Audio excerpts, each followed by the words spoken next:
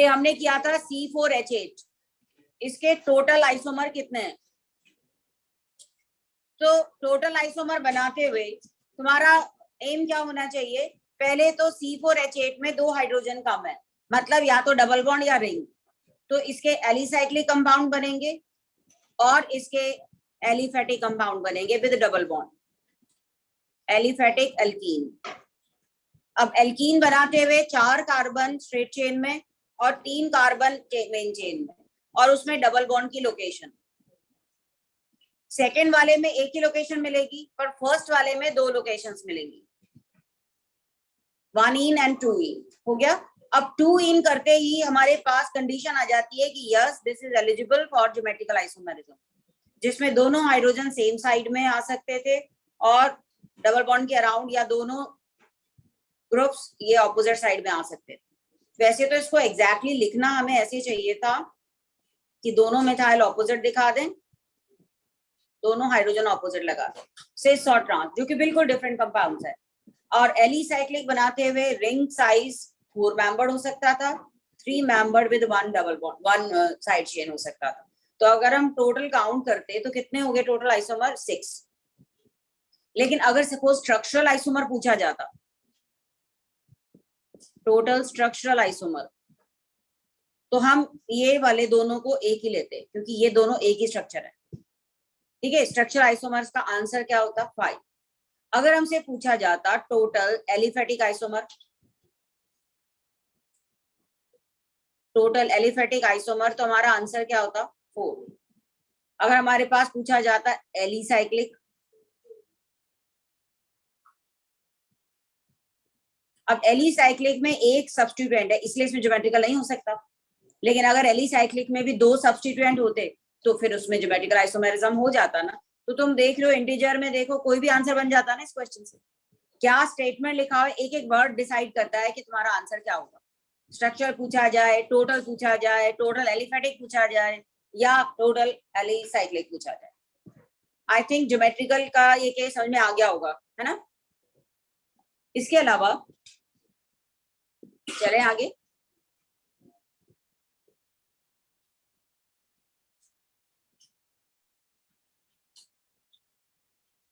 और भी कई कैटेगरी है आइसोमेरिज्म की, पर कुछ ऑर्गेनिक करने के बाद पता चलेगी, इससे नेक्स्ट ईयर में। अभी +1 में तुम्हें बेसिक कॉन्सेप्ट्स पता होने चाहिए कि इनमें डिफरेंस का रीजन क्या है। तो ये आइसोमर डिफरेंट क्यों है? क्योंकि एक बार डबल बॉन्ड के अराउंड उनका 3D अरेंजमेंट फिक्स हो गया तो अपने आप चेंज नहीं होगा। मतलब ये 2 कंपाउंड बिल्कुल ही अलग अलग हैं। और बॉन्डिंग के क्राइटेरिया देखें तो दोनों में डायपोल मोमेंट में डिफरेंस है। जहां डायपोल मोमेंट में डिफरेंस आ जाता है, पोलैरिटी में डिफरेंस आ जाता है, काइंड ऑफ फोर्सेस चेंज हो जाते हैं। अगर फोर्सेस डिफरेंट टाइप के हों तो फिर उनके बॉइलिंग पॉइंट, मेल्टिंग पॉइंट, इन सब में चेंज आ जाता है। तो ये बिल्कुल डिफरेंट कंपाउंड्स हुए, राइट। अब टोटल नंबर ऑफ आइसोमर्स में आज जो हम करने वाले हैं, अगला आइसोमेरिज्म आता है ऑप्टिकल आइसोमेरिज्म।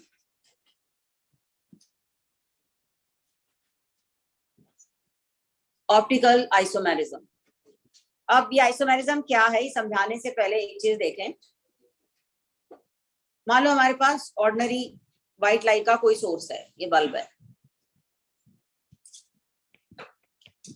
व्हाइट लाइट में तो बहुत सारी रेडिएशंस होंगी, 7 वेवलेंथ है। तो ये लाइट पॉलीक्रोमेटिक है।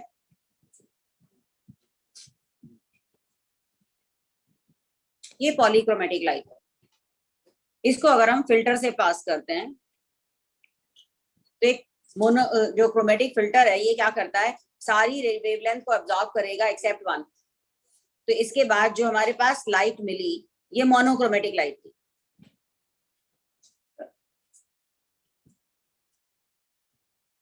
अगर हम सोडियम लैंप लेते हैं, सोडियम लैंप से तो हमें मिलेगी ही येलो कलर की लाइट, पर उसमें भी येलो कलर की 2 लाइंस मिलती हैं, है ना, तो अलग अलग वेवलेंथ वाली। तो उसको भी हमें फिल्टर से पास करना है, और फिल्टर से पास करने के बाद जो लाइट मिली, monochromatic light means only 1 wavelength, only 1 wavelength. पर ये ओनली 1 वेवलेंथ वाली लाइट की रेडिएशंस भी अलग अलग डायरेक्शन में होंगी, डिफरेंट प्लेन्स में होंगी। अगर हम इसको फिर आगे पास कर दें पोलराइजिंग जो प्रिज्म वगैरह से, निकोल प्रिज्म है एक तरह का। तो ये क्या करता है, हर रेडिएशंस की लाइट को अब्सॉर्ब कर लेता है एक्सेप्ट वन प्लेन। या तुम ये कह सकते हो कुछ इस तरह की, जैसे प्लेट है, इस प्लेट पे ये स्लिट बनाई हुई है हमने यहाँ बीच में।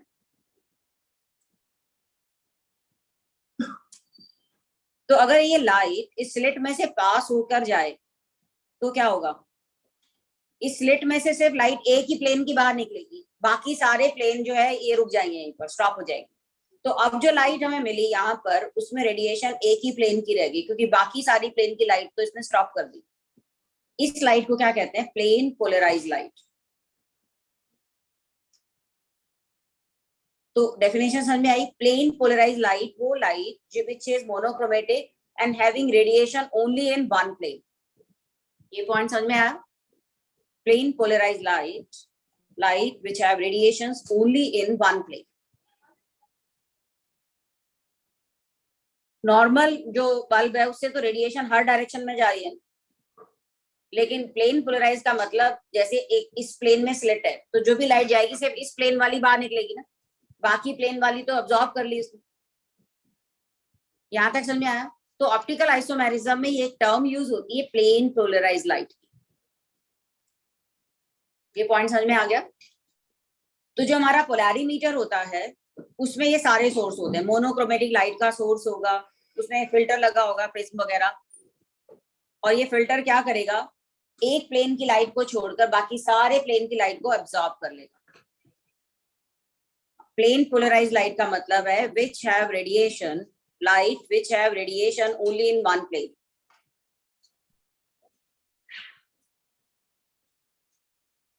Only in one plane. पहले तो ये प्लेन पोलराइज लाइट की डेफिनेशन लिख लीजिए, फिर बताती हूँ मैं आगे।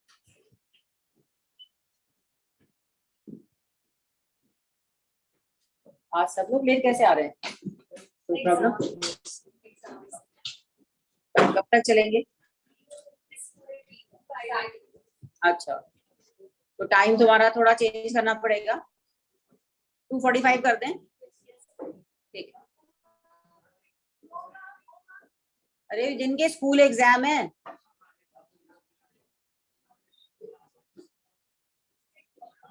मैं 1 मिनट, अभी टॉपिक जो है 2:45 पे स्टार्ट करूंगी, उससे पहले हम तुम्हारे डाउट्स ले लिया करेंगे, ठीक है, घबराओ मत। हाँ, छुट्टी उसी टाइम कर देंगे।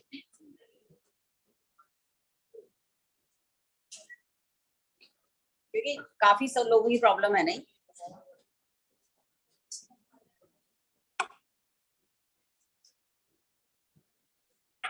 एक मिनट, मैंने अभी यही स्लाइड लिखी है, पिक ले लो इसकी। Total isomer of C4H8 formula.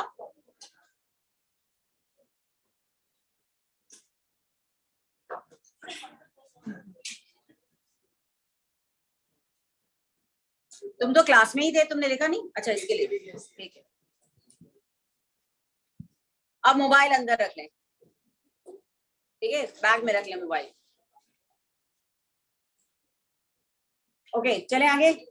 तो अभी हम बात कर रहे थे ऑप्टिकल आइसोमेरिज्म की, और उसमें हमने कहा कि नॉर्मल जो लाइट है उसमें सारी रेडिएशंस होती हैं। अगर हम इसमें एक वेवलेंथ को छोड़कर बाकी सारी लाइट जहां से एब्जॉर्ब हो जाए वो फिल्टर था। अब हमारे पास आ गई मोनोक्रोमेटिक लाइट, पर कोई भी बल्ब है उससे जो लाइट हमें निकलती है वो हर रेडिएशन, हर डायरेक्शन में होती है। अगर हम इसको प्रिज्म से पास करें या किसी ऐसी स्लिट से पास करें जहां पर यहाँ ब्लॉकेज है और बीच में ये ओपन एरिया है इस प्लेन का, तो जो लाइट इसमें से पास होके निकलेगी तो सिर्फ एक ही प्लेन की लाइट पास हो पाएगी, बाकी सारी यहाँ ब्लॉक हो जाएगी। तो अब जो लाइट हमें मिली जिसमें रेडिएशन सिर्फ एक ही प्लेन में थी, उस लाइट को हम क्या कह रहे हैं, प्लेन पोलराइज्ड लाइट। समझ में आया यहाँ तक? अब होगा क्या जब हम, हाँ, प्लेन पोलराइज्ड लाइट तक तो समझ में आ गया ना, which have radiations in one plane only. अब ये है हमारी प्लेन पोलराइज्ड लाइट। और हमने क्या किया, जो भी ऑर्गेनिक कंपाउंड था हमारे पास उसका सॉल्यूशन बनाया, इस सॉल्यूशन में से पास किया स्लाइड को। कुछ कंपाउंड ऐसे होंगे जिनके सॉल्यूशन इस लाइट की डायरेक्शन को राइट हैंड साइड पे रोटेट कर देंगे, और कुछ ऐसे कंपाउंड्स होंगे जो उसको उतने ही एंगल से लेफ्ट हैंड साइड पे रोटेट कर देंगे। तो हम कहेंगे ये सॉल्यूशन क्या हुआ, इट इज ऑप्टिकली एक्टिव। क्योंकि इसने लाइट की डायरेक्शन को चेंज कर दिया। प्लेन पोलराइज्ड लाइट की डायरेक्शन को रोटेट कर दिया।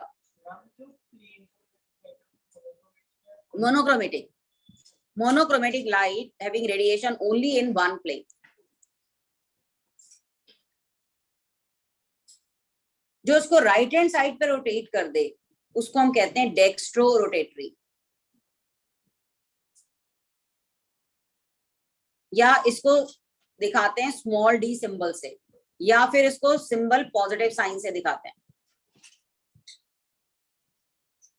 इसको या तो स्मॉल डी लिखते हैं या पॉजिटिव लिखते हैं। कहीं भी किसी आइसोमर के आगे डी या पॉजिटिव साइन लगाओ तो इसका मतलब क्या है कि इसमें से लाइट को जब पास किया जाएगा तो उसकी डायरेक्शन राइट हैंड साइड पे रोटेट हो जाएगी। ओरिजिनली जिस डायरेक्शन से आ रही थी रिसीवर तक पहुंचने पर उसकी डायरेक्शन चेंज हो जाएगी। Right hand side rotatory isomer is dextro rotatory. और ऐसा ही एक आइसोमर मतलब जिसकी स्ट्रक्चरल फॉर्मूला भी सेम है, मॉलिक्यूलर फॉर्मूला भी सेम है, बट उसकी ये प्रॉपर्टी डिफरेंट है, वो उसको लेफ्ट साइड पे रोटेट कर देगा, लेफ्ट साइड रोटेटरी।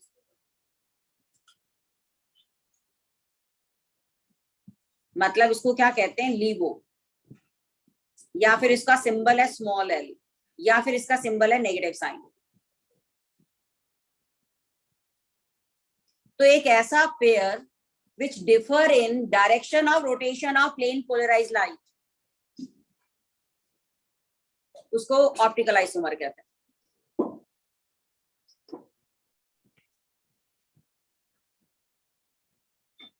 ये समझ में आया? ये प्लेन पोलराइज लाइट है जिसकी रेडिएशन एक ही प्लेन में है। हमने एक सॉल्यूशन से इसको पास किया तो उसने उसकी डायरेक्शन को लेफ्ट राइट हैंड साइड पर रोटेट कर दिया, लेकिन अगर उसी के दूसरे आइसोमर का सॉल्यूशन बना के डाला तो उसने उसको लेफ्ट हैंड साइड पर रोटेट कर दिया। तो इसका मतलब एक ही स्ट्रक्चरल फार्मूला वाले दो ऐसे आइसोमर हैं which differ in direction of rotation of plane polarized light. The isomer which rotate it to the right hand side is dextrorotatory, and which rotate the direction to left hand side is levorotatory.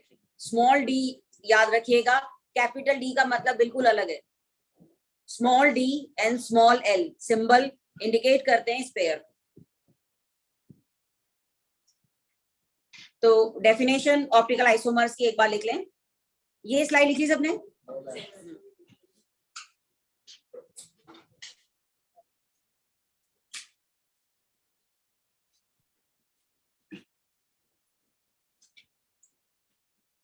Isomers with same structural formula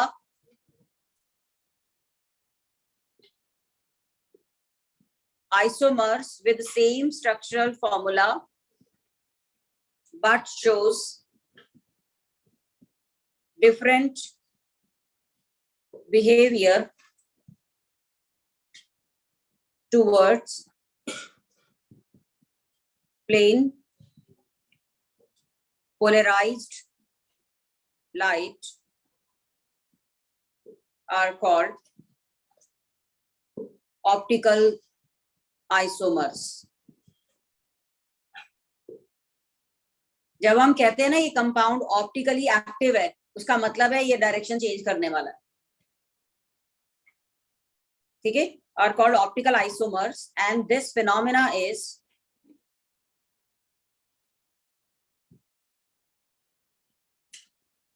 optical isomerism. This phenomena is optical isomerism.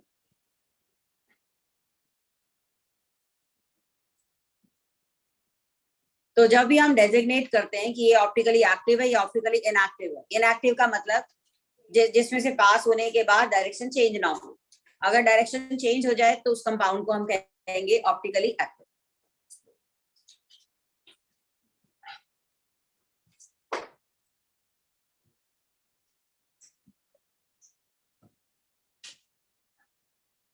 तो जो polarimeter लगा होता है उसमें source of light, हाँ एक minute सबने लिख लिया कि जैसे जो पोलैरीमीटर था उसमें यहाँ सोर्स ऑफ लाइट था और वहां से लाइट ऐसे आ रही थी सीधी।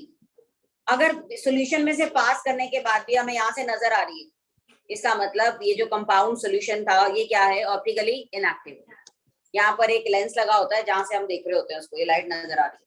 अब मान लो इसने सॉल्यूशन में से पास होने के बाद लाइट को ऐसे कर दिया, तो नजर नहीं आ रही ना, तो अब हमें लेंस को ऐसे रोटेट करके देखना पड़ेगा, तब जाके नजर आएगी। तो अब ये क्या हो गया, टेक्स्ट रोटेट। और उसी का ही अगर हमने उसी स्ट्रक्चर वाला एक ऐसा और स्ट्रक्चर, सेम स्ट्रक्चर फार्मूला वाला एक दूसरा पेयर कंपाउंड लिया, उसमें से पास किया, तो ये लाइट ऐसे होगी, तो हमें ऐसे रोटेट करना पड़ेगा। तो ये क्या हो गया, लेवो रोटेट। तो एक्सपेरिमेंटली पता चल रहा है हमें कौन सा डेक्स्ट्रो है और कौन सा लेवो। यहाँ तक आ गया। एक चीज तो कंफर्म है कि कुछ तो डिफरेंस है ना, ये दोनों कंपाउंड एक जैसे तो नहीं है, क्योंकि इस प्रॉपर्टी में ये डिफरेंस दिखा रहे हैं। हो गया। तो ये देखा गया कि ऐसे कौन से कंपाउंड्स हैं जिनमें ये ट्रेंड होता है। तो विजिबली ये देखा गया कि हर एक वो कंपाउंड जिसमें कोई सिमेट्री ना हो, मतलब कोई ऐसा कंपाउंड जिसको हम दो इक्वल हाफ्स में डिवाइड ना कर पाए, उन कंपाउंड्स की मिरर इमेज में, ये मिरर इमेज वाले जो पेयर है उनमें ये प्रॉपर्टी जरूर होती है। जैसे मैंने पहले भी बताया था, ये मॉडल और हमने लिया इसका ये मिरर इमेज,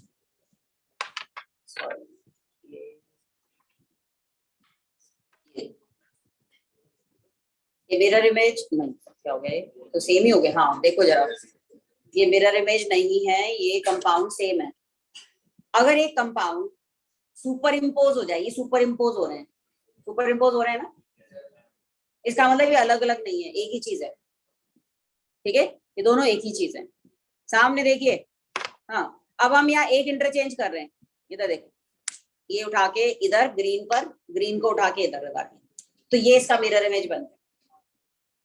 एक इंटरचेंज किया तो अब ये कंपाउंड कोई और ही है, और ये इस कंपाउंड का मिरर इमेज भी है। तो मिरर इमेज देखते हैं कहाँ बना, ये रहा। अब ये मिरर इमेज है ना, पहले ही आइडेंटिकल थे, पर आइडेंटिकल से मिरर इमेज अपने आप तो नहीं बने ना, ये तो कोई केमिकल रिएक्शन नहीं। इसका मतलब ये कोई अलग कंपाउंड है, ये अलग कंपाउंड है, और ये कभी भी सुपर इम्पोज नहीं होने वाला, नहीं हो रहा। ऐसा पेयर जिसमें एक कार्बन जिसके साथ चारों ग्रुप डिफरेंट है ना, डिफरेंट, ये कंपाउंड क्या है, कायरल। इसको किसी भी प्लेन से दो इक्वल हाफ में डिवाइड नहीं कर सकते, नहीं कर सकते ना, हर तरफ अलग अलग है। तो अगर हमें पेपर पे देखना हो कि इस कंपाउंड में ऑप्टिकल एक्टिविटी होगी या नहीं होगी ऑर्गेनिक कंपाउंड में, तो अगर कोई ऐसा कार्बन नजर आए जिसके चारों ग्रुप डिफरेंट हो, तो 100% उस कंपाउंड की मिरर इमेज इससे डिफरेंट होगी और इस कंपाउंड में ऑप्टिकल एक्टिविटी होगी। दूसरी और इंटरेस्टिंग चीज क्या है कि ये दोनों पेयर जो कि मिरर इमेज थे, करना पड़ेगा ना मिरर इमेज की तरफ,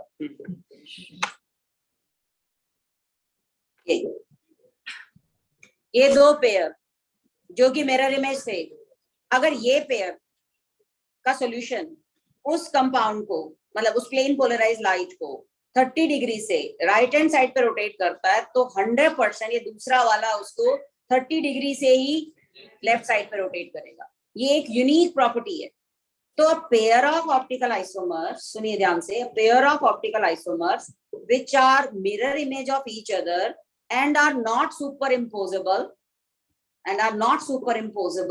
they are known as enantiomers, and they have equal and opposite direction of rotation of plane polarized light. इस पेयर को क्या कहते हैं, एनेंशियोमर्स।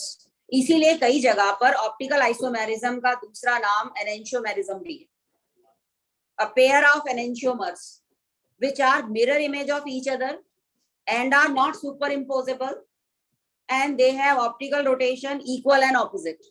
कहने का मतलब एक कंपाउंड अगर उसको राइट हैंड साइड पर रोटेट कर रहा है जिस एंगल से, दूसरा उसी एंगल से उसको लेफ्ट हैंड साइड पर रोटेट करेगा। हाँ यस, और इस सेंटर को क्या कहते हैं, कायरल सेंटर। एक ऐसा सेंटर, मतलब ऑर्गेनिक में इस केस में तो 100% वी कैन से इसमें ऑप्टिकल एक्टिविटी है, जिसके अंदर भी एक कायरल सेंटर हो वो 100% ऑप्टिकली एक्टिव होगा। समझ में आया।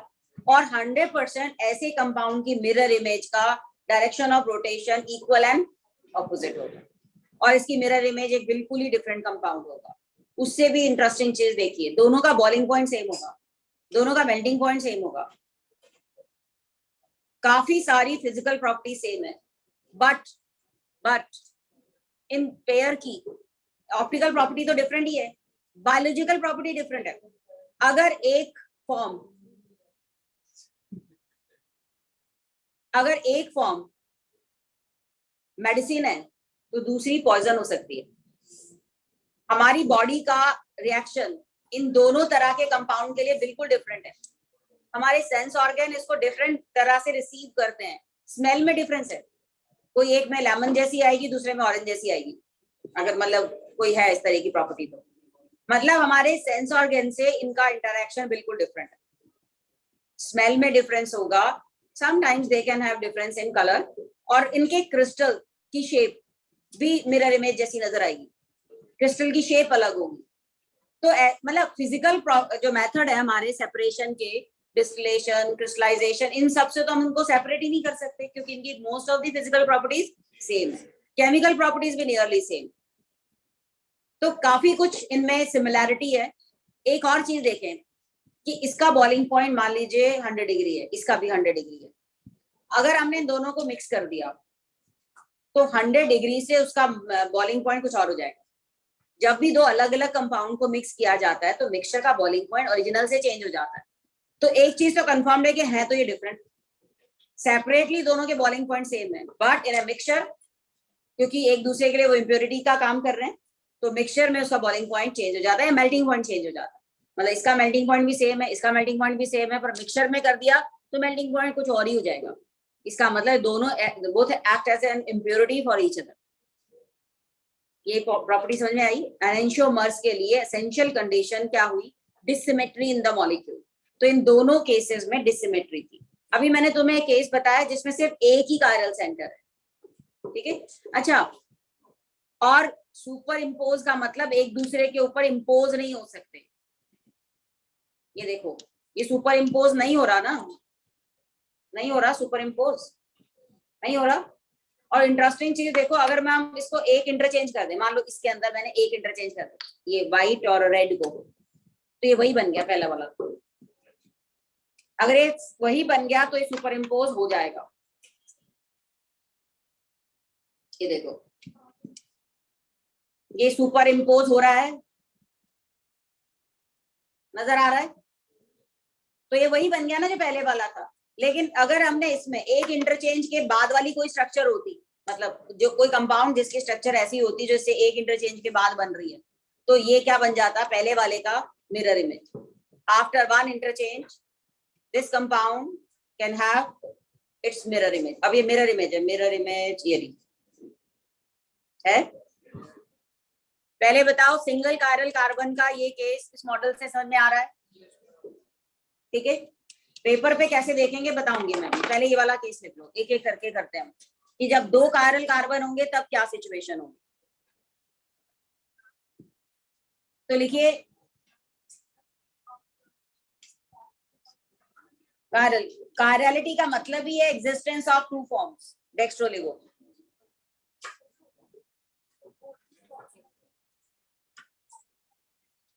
Not carbon, other than carbon भी ये पॉसिबल है, बताऊंगी मैं वो आगे cases.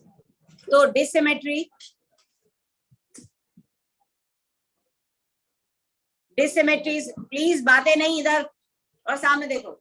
Dissymmetry is essential condition for optical isomerism. बहुत डिटेल में नेक्स्ट ईयर है, पर अभी थोड़ा बहुत इंट्रोडक्शन तुम्हें पता होना चाहिए। Dissymmetry is essential condition for optical isomerism.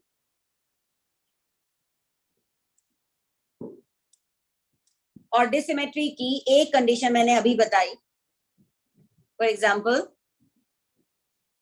Compounds having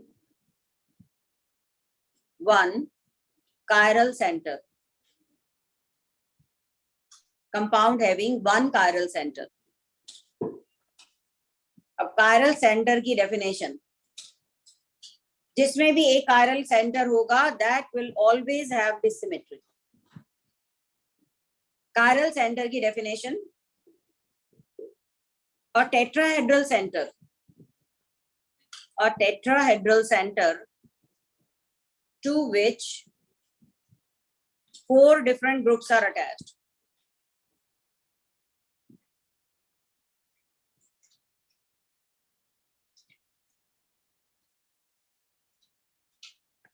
A tetrahedral center to which 4 different groups are attached. एक बार ये क्वेश्चन आया था कि which is chiral center, उसमें 2 ऑप्शंस थी. एक थी a center, a carbon to which all the groups attached are different. और दूसरी डेफिनेशन, दूसरा पॉइंट था all the 4 groups attached are different. अब all the groups में तो डबल बॉन्ड वाला कार्बन भी हो सकता है जिसके साथ 3 ही ग्रुप लगे हों. sp वाला भी कार्बन हो सकता है, 2 ही ग्रुप लगे हों. वहां ये आइसोमेरिज्म नहीं होगा. So it should be tetrahedral center. So a tetrahedral center to which 4 different groups are attached. इधर सामने 4 different groups are attached. Rushal पीछे नहीं देखना और बातें नहीं करना. A tetrahedral center to which 4 different groups are attached is chiral center.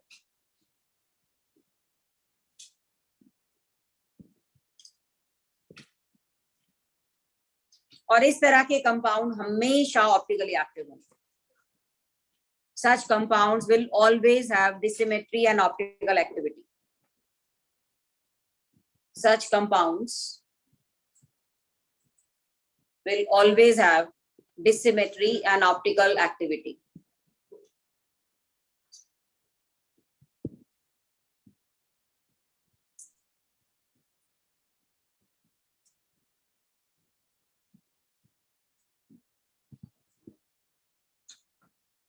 Chiral center को asymmetric center भी कहते हैं. Asymmetric center. Asymmetric मतलब डिसिमेट्रिक है ना, उसी से रिलेटेड है. Asymmetric center.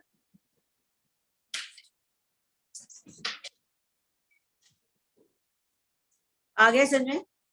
और कहीं अगर एक टर्म आए which of these compound will have chirality.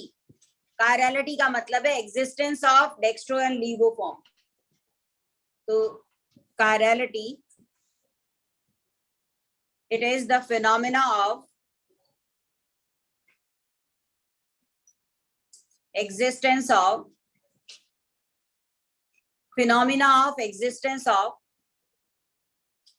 non superimposable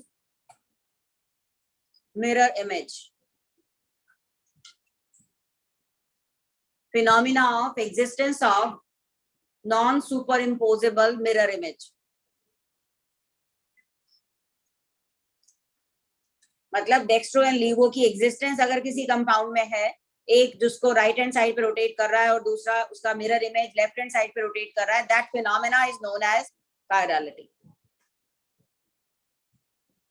And enantiomerism.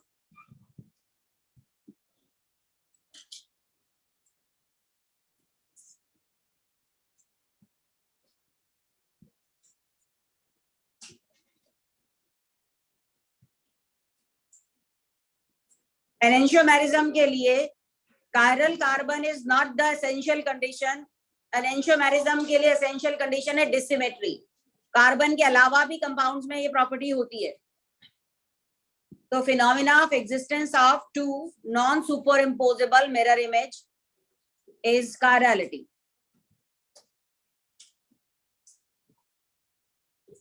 Enantiomerism की डेफिनेशन लिख लीजिए.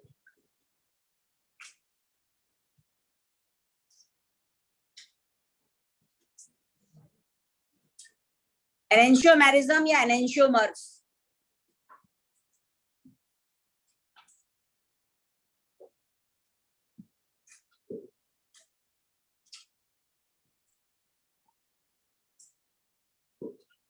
enantiomers. enantiomers का मतलब है a pair of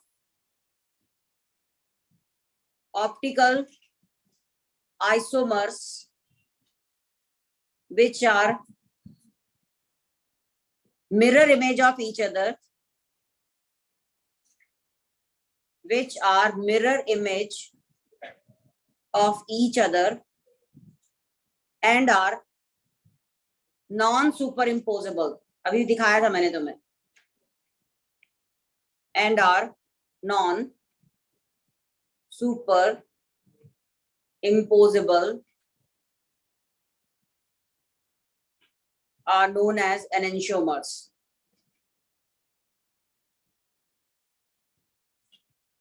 Enantiomers.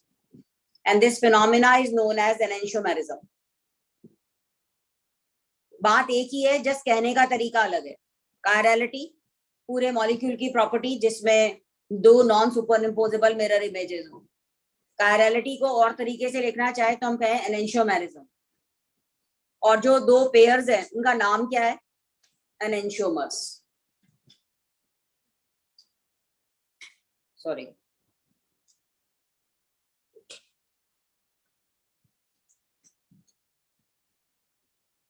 enantiomers. And two type of enantiomers are, one is dextrorotatory,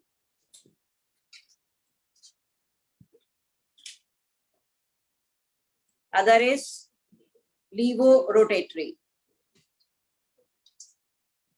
Small l or negative sign, small d or positive sign.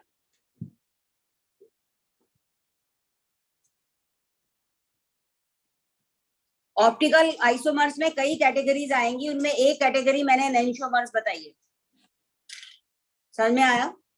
Enantiomer हम उन optical isomers को कहेंगे जो एक दूसरे के मिरर इमेज हो और एक दूसरे पे सुपर इम्पोज ना हो रहे हो, और दोनों की कौन सी प्रॉपर्टी में डिफरेंस हो? डायरेक्शन ऑफ रोटेशन में. क्या चीज कॉमन हो? Angle of rotation. एक जितने एंगल से राइट हैंड साइड पर रोटेट करेगा, दूसरा उतने ही एंगल से लेफ्ट हैंड साइड पर रोटेट करेगा.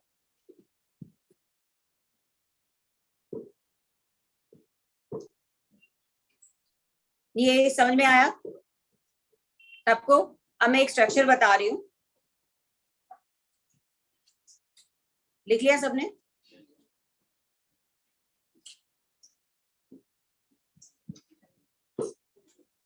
अब हम एक कार्बन बना रहे हैं. ये मिथाइल है, यहाँ इथाइल है, और बचे हुए जगह पर दो ग्रुप्स हैं.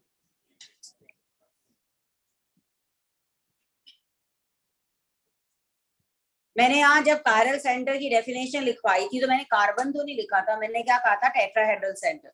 वो टेट्राहेड्रल सेंटर नाइट्रोजन हो सकता है, वो कार्बन हो सकता है, वो सिलिकॉन हो सकता है, कोई भी टेट्राहेड्रल सेंटर हो सकता है ना. टेट्राहेड्रल कंपाउंड तो बहुत सारे हैं, खाली कार्बन ही थोड़ी बनाता है. तो ऐसे टेट्राहेड्रल सेंटर के साथ अगर चार ग्रुप डिफरेंट हो तो 100% उसमें आइसोमेरिज्म होगा. ठीक है? हाँ, लिख लिया ये सबने?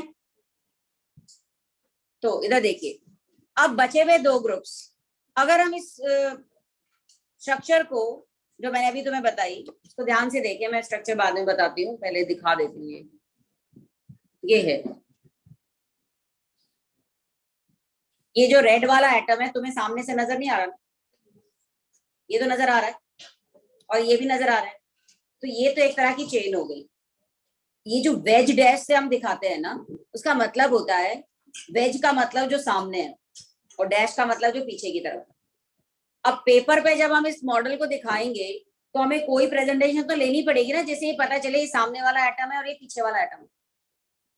आगे से या पेपर के ऊपर ऐसे करके अगर हम लिखें, रखें इसको ऐसे, तो एक आगे की तरफ आ रहा है, एक पीछे की तरफ आ रहा है. तो जो आगे वाला है उसको दिखाते हैं वेज से और जो पीछे वाला है उसको दिखाते हैं डैश से. तो वेज डैश प्रेजेंटेशन क्या है टेट्राहेड्रल सेंटर की, वो देखिए. समझ में आ गया ना? तो यहाँ देखिए, ये मिथाइल था, ये इथाइल था. अभी नजर आया ना तुम्हें? अब बचे हुए दो ग्रुप्स में एक हम वेज से दिखा देंगे और एक को ऐसे डैश से दिखा देंगे. वेज पर सपोज OH है और डैश पर सपोज H है, फ्रंट वाला. ये वेज डैश प्रेजेंटेशन.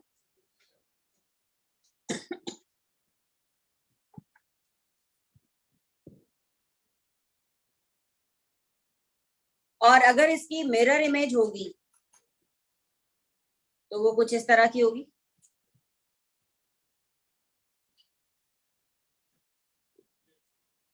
ये इसकी मिरर इमेज है ना. तो इन दोनों में से इफ एनीवन इज डेक्स्ट्रो, वो हमें देख के नहीं पता चलेगा, वो एक्सपेरिमेंट से पता चलेगा. If one is dextro other one will be लेवो.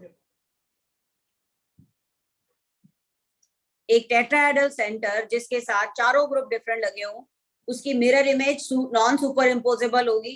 वो शायद पेपर पे नजर ना आए पर तुम्हें मॉडल में नजर आ रही थी सुपर इम्पोज होने वाला फेस.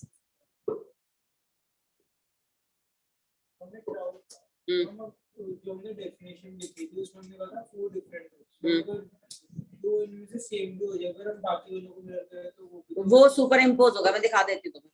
अगर दो ग्रुप सेम हो गए ना, वो सुपर इम्पोज हो जाएगा. और दूसरी प्रॉपर्टी क्या बताई थी? Dextro and laevo form have same physical properties like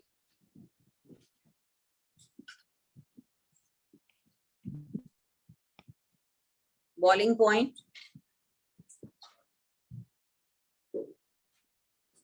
melting point, solubility, dipole moment वगैरह सब सेम है इनका. solubility,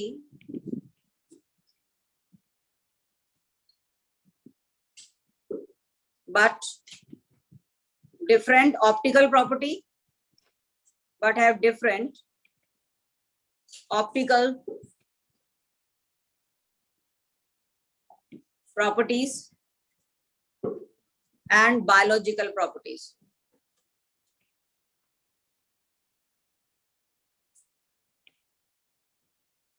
और दूसरा सिमिलैरिटी क्या थी? Both have equal and opposite direction of rotation.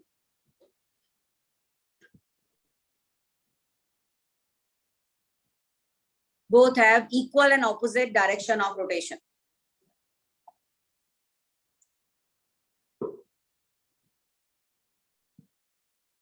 इस स्टेटमेंट का मतलब समझ में आ गया ना? both have equal and opposite direction of rotation.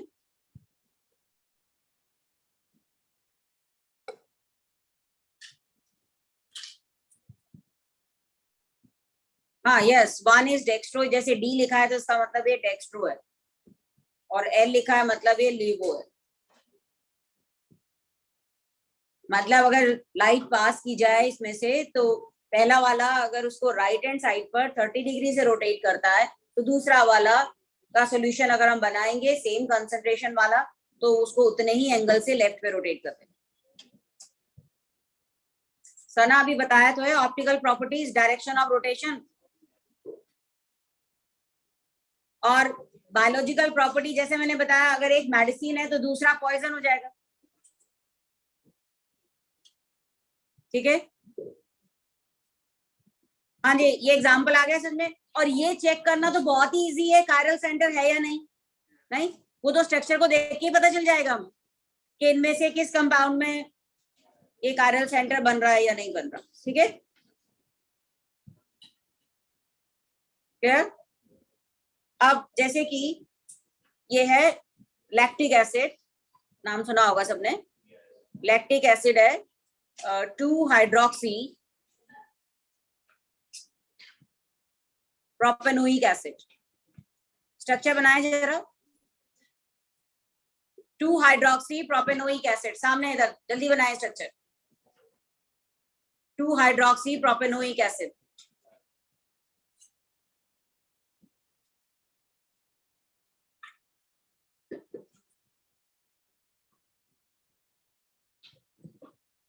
Two hydroxy propanoic acid.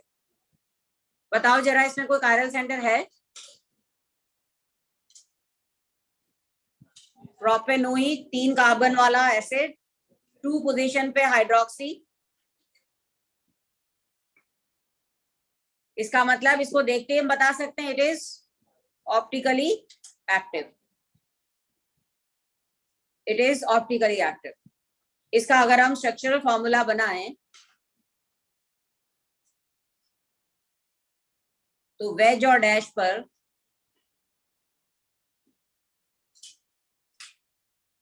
ये इसकी mirror image,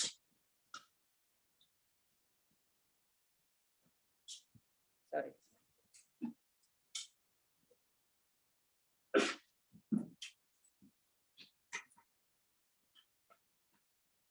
If one is dextro, other will be ligo.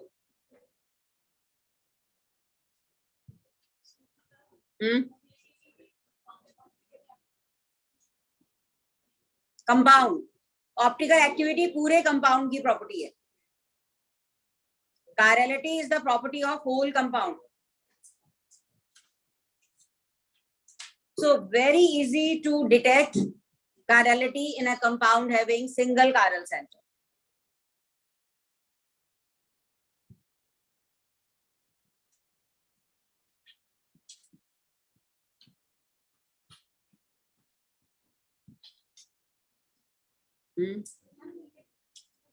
वो नहीं पता चलेगा तुम्हें. उसके लिए और भी नोटेशंस हैं जो अगले साल करोगे तुम, उससे सब पता चल जाएगा. ये सिंगल कायरल आगे समझे. हाँ इधर. अब जैसे कि अगर हमसे पूछा जाता, हाँ हो गया, अगर हमसे पूछा जाता how many dichloropropane will exist, how many dichloropropane will exist, तो पहले तो हम क्या करेंगे, स्ट्रक्चर्स बनाएंगे.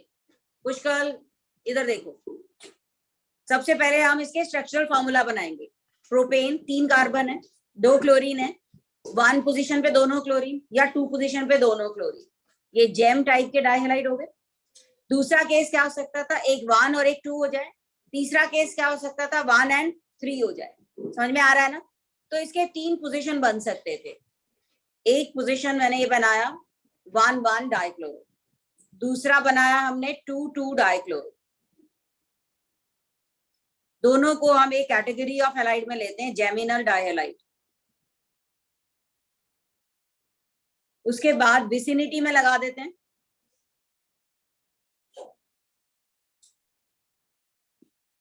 और विसिनिटी में लगाते ही तुम्हें पता चल गया होगा कि बीच वाला कार्बन क्या है. बीच वाला कार्बन क्या बन गया, कायरल कार्बन.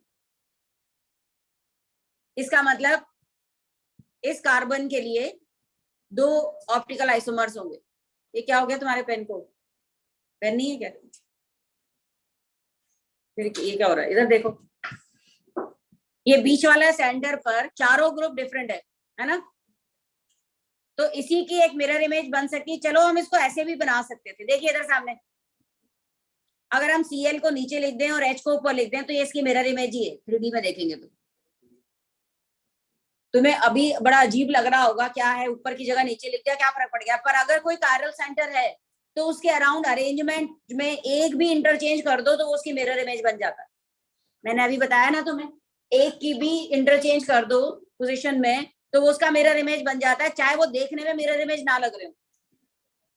क्योंकि पेपर पे तो हमारे पास मॉडल तो है नहीं. मॉडल में तो देखते हैं, हम घुमा के देख लेते हैं मिरर इमेज है या नहीं.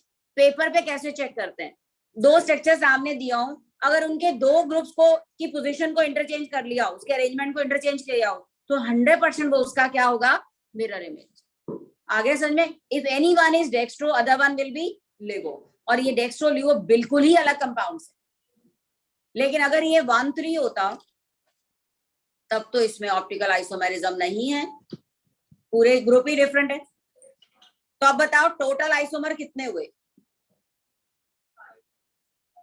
क्योंकि टोटल में हम ऑप्टिकल को भी काउंट करते हैं क्योंकि बिल्कुल अलग कंपाउंड्स हैं. Total isomers 5. ये सिंगल कायरल कार्बन की सिचुएशन समझ में आ गई होगी, पता चला. और तुम्हारे एग्जाम में क्वेश्चन यही गलत होता है, तुम टोटल आइसोमर बनाते हुए स्ट्रक्चर बना देते हो, भूल जाते हो कि इसमें ऑप्टिकल भी काउंट होता है या ज्योमेट्रिकल भी कंसिडर होता है. सिस ट्रांस कैसे होगा, सिंगल बॉन्ड है, सिंगल बॉन्ड के अराउंड तो फ्री रोटेशन होता है. तुम्हें सिस ट्रांस की तो कंडीशन बताई थी ना मैंने, रेस्ट्रिक्टेड रोटेशन. इसमें कोई रेस्ट्रिक्टेड रोटेशन थोड़ी है, इसमें तो डिसिमेट्री है. सो ये दोनों पेयर क्या हुए, ऑप्टिकल आइसोमर, जिनका स्ट्रक्चरल फॉर्मूला सेम है, IUPAC नेम सेम है, बट 3D अरेंजमेंट डिफरेंट है. बाकी सबके तो स्ट्रक्चरल फॉर्मूला ही डिफरेंट है नहीं. Is it clear? अब देखें, बना ली सबने?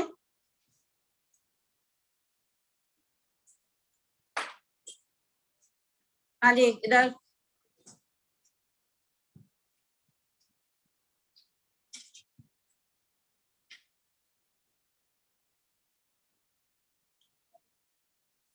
हाँ, स्ट्रक्चर बना लिया।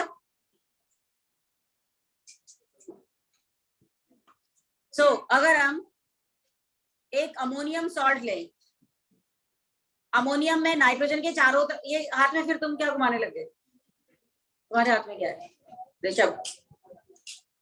ये सब लोगों ने पकड़ा हुआ है कि कभी ये पकड़ लेता है, कभी वो घुमाने लग जाता है। क्या चीज ठीक कर रहे हो क्लास में बैठे हुए? इसको फेंक दो नीचे।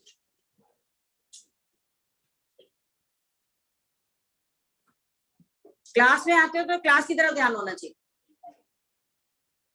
हाँ जी, अगर ये अमोनियम सॉल्ट होता, डिस्ट्रैक्ट करने वाली कोई चीज दिमाग में अपने पास नहीं होनी चाहिए जब क्लास में बैठे।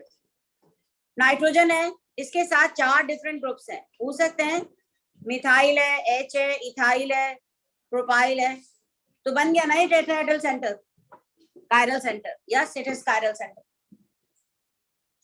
नाइट्रोजन, फास्फोरस, सल्फर, सिलिकॉन, ऐसे एटम सिंगल कायरल सेंटर वाले, ये सारे ही कायरलिटी है, इनमें कायरल सेंटर है, उनमें ऑप्टिकल आइसोमेरिज्म है। तो ऑप्टिकल आइसोमेरिज्म सिर्फ ऑर्गेनिक कंपाउंड की प्रॉपर्टी नहीं है, इनऑर्गेनिक कंपाउंड में भी होता है।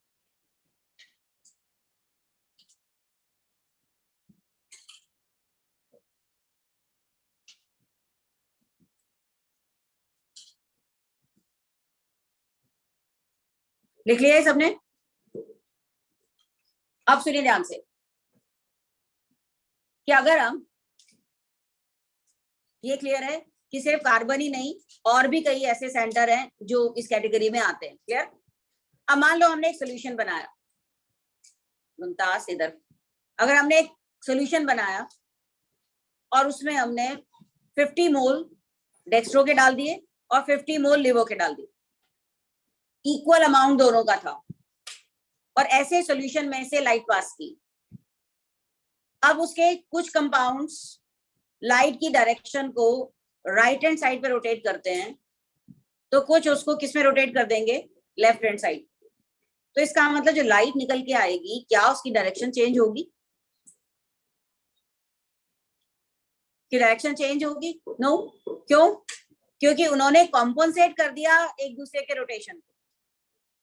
एक अगर उसको राइट हैंड साइड पे रोटेट करता है तो दूसरा उसको लेफ्ट हैंड साइड पे रोटेट कर देगा उतने ही एंगल से। ऐसे पेयर को कहते हैं रेसिमिक मिक्सचर। तो लिखिए अगली डेफिनेशन,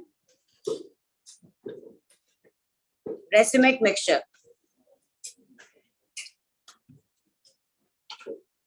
सामने की तरफ ध्यान दें, कितनी बार बोलना पड़ेगा मुझे? रेसिमिक मिक्सचर, या इसको कहते हैं डीएल मिक्सचर, या इसको प्लस माइनस कोई भी सिंबल लिखा जा सकता है। रेसिमिक मिक्सचर क्या है? A mixture having equal amount of enantiomeric pair, equal amount of enantiomeric pair is optically inactive. A mixture having equal amount of enantiomeric pair is optically inactive due to external compensation of rotation. External compensation of rotation.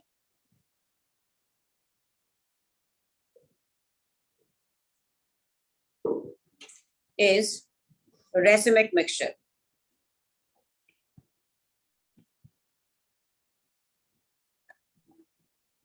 If one isomer rotates the light to right hand side, the other will rotate, rest of the half of compound will rotate to left hand side.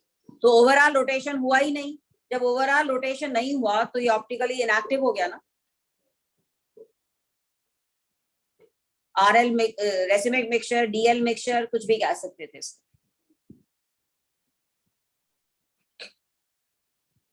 अब जैसे कि मान लो हमारे पास mixture हमने बनाया और उसमें 40% एक्स्ट्रो है और 60% लेवो है, तो मुझे बताओ रेज्यूमे मिक्सचर कितना परसेंट बनाए?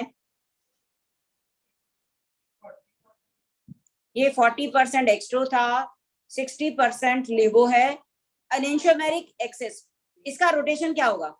Overall rotation left hand side पर। और इसकी ऑप्टिकल प्योरिटी कितनी है, मतलब कितना आइसोमर ऐसा है जो ऑप्टिकली प्योर है? 20%। बाकी जो 80% है वो क्या है? Racemic mixture. समझ में आया? लिख लो ये, a mixture having 40% एक्स्ट्रो and 60% LIGO form. A mixture having 40% dextro and 60% LIGO will have optical purity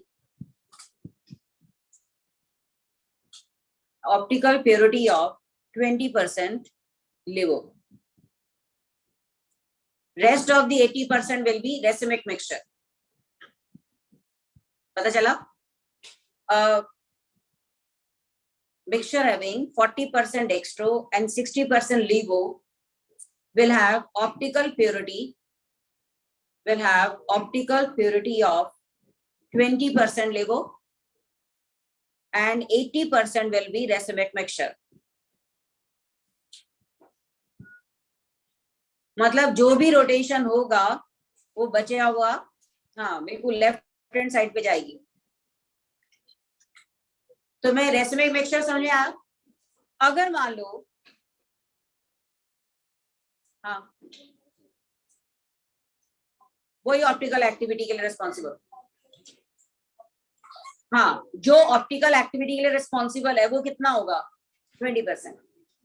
आगे समझे?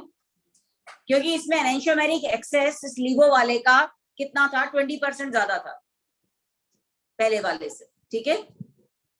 अब अगर मान लो हम किसी मेथड से डेक्स्ट्रो LIGO फॉर्म को सेपरेट कर लें, then again they will be optically active, है ना? डेक्स्ट्रो अलग हो जाए, LIGO अलग हो जाए, फिर से ऑप्टिकल एक्टिविटी आ जाएगी। उस मेथड को कहते हैं रिजोल्यूशन। अगर हम कहते हैं ना we are resolving this compound, तो उसका मतलब क्या है? We are separating dextro and LIGO form. Resolution is methods of separating dextro and LIGO isomer from a mixture. Method of separating dextro and LIGO isomer from a mixture are called resolution. तो अगर कहीं statement में यही लिख दिया कि which compounds can be resolved, इसका मतलब वो ऑप्टिकली एक्टिव थे, मिक्सचर में डेक्स्ट्रो LIGO दोनों हैं और दोनों को हम अलग अलग कर रहे हैं, दैट इज रिजॉल्व। अगर कोई मिक्सचर में ऑप्टिकल एक्टिविटी है ही नहीं तो रिजॉल्व करने की टर्म का कोई मतलब नहीं है ना। यहां तक क्लियर हो गया सबको?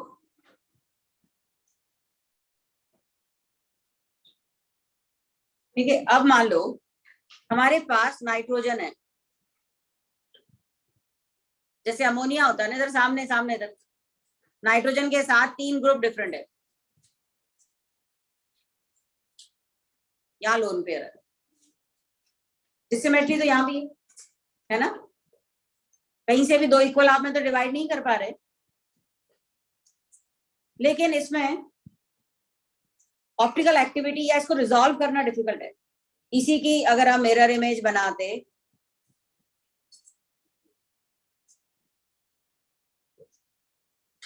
ये दोनों फॉर्म आपस में एक दूसरे में चेंज होती रहती है, इनको रिजॉल्व भी नहीं किया जा सकता, और इसके लिए हम कहते हैं it is due to umbrella inversion.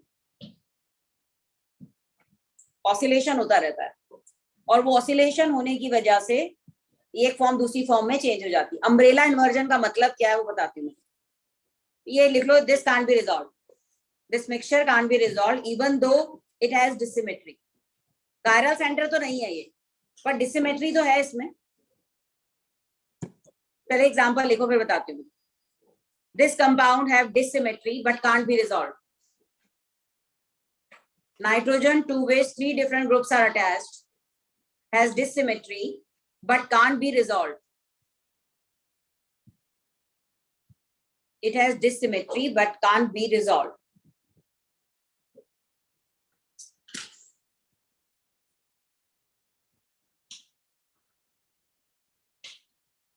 और इसके रिजॉल्व ना होने का रीजन क्या है तो बताती हूँ तुम्हें। देख लिया? सेकेंड पीरियड के एलिमेंट जैसे कि नाइट्रोजन है, कार्बन है और आगे ले लें हम ऑक्सीजन है, छोटे हैं साइज में। हाँ हो गया, अब लिखना बंद करें और सुने ध्यान से। तो इमेजिन करें सिंपल अम्ब्रेला, इधर सिंपल अम्ब्रेला जिसके ऊपर एक छोटी सी नॉब लगी हुई है और नीचे जो वायर्स हैं वो एक दूसरे से जुड़ी हुई नहीं है, ऐसे है, अलग अलग है, 3 वायर्स है, 4 है, जो भी है, और बीच में छोटी सी नॉब है। थोड़ी सी भी हवा लगे तो अम्ब्रेला अपने आप ही ऐसे इन्वर्ट हो जाएगा ना। ये अम्ब्रेला है, अगर नीचे से सारी तारें जुड़ी हुई ना होती और बीच की नॉब छोटी होती तो जरा सा उसपे थोड़ा सा हवा लगाओ तो ये अम्ब्रेला ऐसे से ऐसे हो जाता। कई बार बहुत तेज बारिश हो रही हो तब भी ऐसा होता है ना, वो अपनी ही मिरर इमेज में चेंज हो गया बिना कुछ किए। तो यहाँ भी नाइट्रोजन में भी क्या होता है, नाइट्रोजन सेकंड पीरियड का एलिमेंट है, बहुत छोटी सी नॉब है बीच की और तीनों ग्रुप्स आपस में जुड़े हुए तो है नहीं, रिंग तो है नहीं, अलग अलग है। So due to umbrella inversion they will change into its mirror image.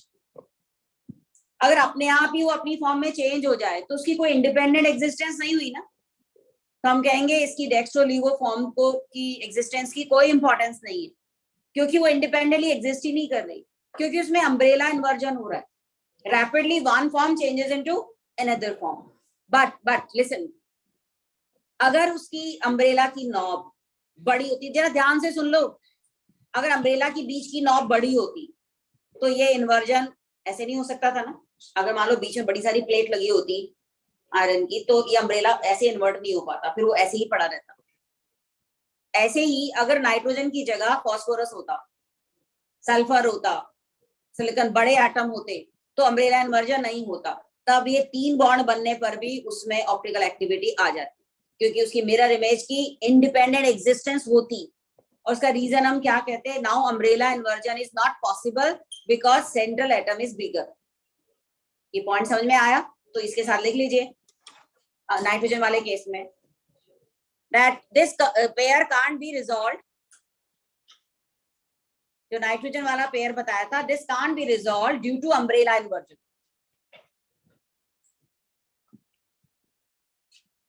This can't be resolved due to umbrella inversion.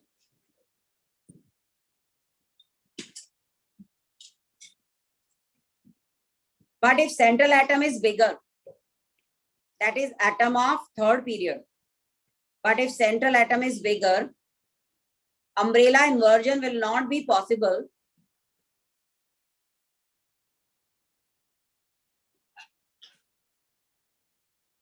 It can be resolved. इसकी डेक्स्ट्रो या लिवो फॉर्म सेपरेटली एग्जिस्ट करती। But if central atom is bigger, there is no umbrella inversion. एक दूसरे में change नहीं हो पा रही, there is no umbrella inversion, so it can be resolved. इसकी डेक्स्ट्रो लिवो एग्जिस्ट करती है। तो ये एक एक्सेप्शनल केस है कि इसमें डिसिमेट्री है फिर भी ऑप्टिकल एक्टिविटी नहीं है। उसका रीजन था one form changes into another form by umbrella inversion.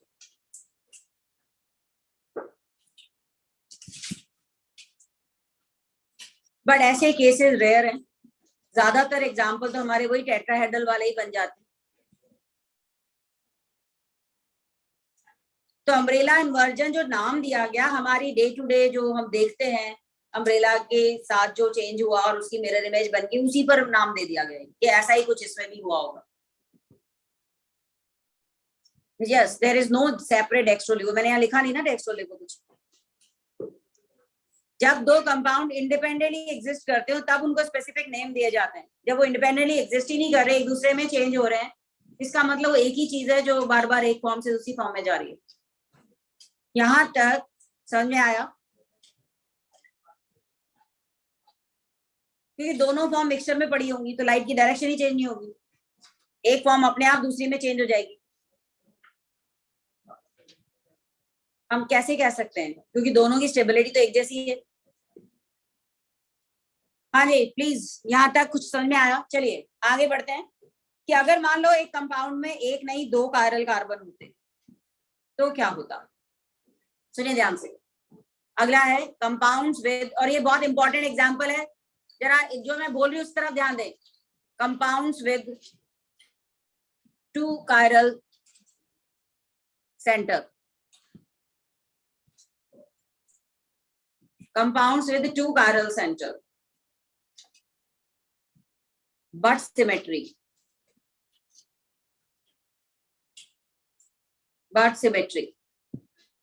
ऐसा हो सकता है, बताती हूँ कैसे होगा। जैसे ये देखें,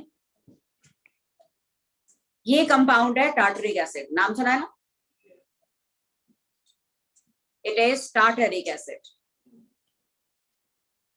प्लीज जरा ध्यान से एग्जाम्पल देखें। इसका आईयूपीएसी नेम कौन बताएगा? टार्टरिक एसिड का आईयूपीएसी नेम लिख के देखें जरा जल्दी से।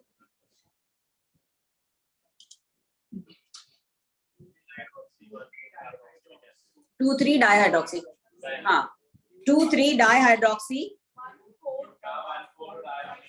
Butane, butane dioic acid. ठीक है, इसका आईयूपीएसी नेम है 2,3 dihydroxy butane dioic acid, butane dioic acid, 2,3 dihydroxy butane dioic acid. Acid है तो उसकी 1 और 4 लिखने की जरूरत नहीं, ऑब्वियसली एक पहला और एक लास्ट ही होने वाला है। तो ये है टार्टरिक एसिड। इसकी स्ट्रक्चर जो मैंने अभी सामने बनाई, इसको देख के पता चल रहा होगा, यहाँ से ये इस प्लेन से 2 इक्वल हाफ में डिवाइड हो रहा है। हालांकि ये कार्बन कायरल है, देखो जरा चारों ग्रुप इसके साथ लगे हुए हैं, जो HOH COOH और नीचे वाला, ऐसे ही ये वाला देखो, चारों ग्रुप डिफरेंट है, इसमें 2 कायरल सेंटर हैं, लेकिन इसकी मिरर इमेज सुपर इम्पोजेबल है। मैं भी मॉडल से बताऊंगी तुम्हें। ये मिरर इमेज डिफरेंट है ही नहीं, दोनों सेम है।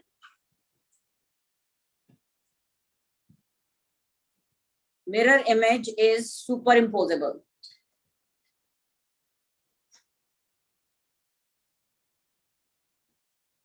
That is identical.